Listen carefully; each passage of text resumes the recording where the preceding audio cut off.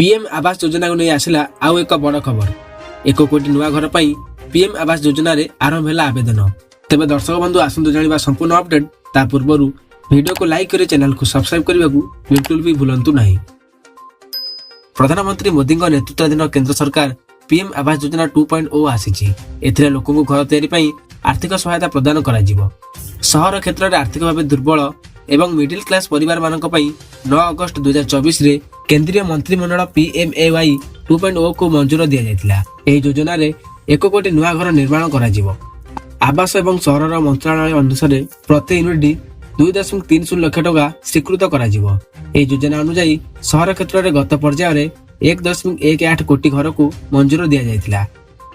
तेबे दर्शक बंधु जदि आपण माने एही बळी लेटेस्ट ब्रेकिंग न्यूज देखिबा को चाहंदी तेबे आप चैनल सहित जोड़ी हे रुहंतु। चैनल को सब्सक्राइब करी पाखर थिबा बेल आइकन को दबाई ऑल ऊपर क्लिक करिया पई बिल्कुल भी भूलंतु नाही। जदि आपण माने ऑल ऊपर क्लिक करिवे ताले आपण माने हम चैनल माध्यम रे सब बळे लेटेस्ट न्यूज देखि परिबे। Bureau report quick news 24।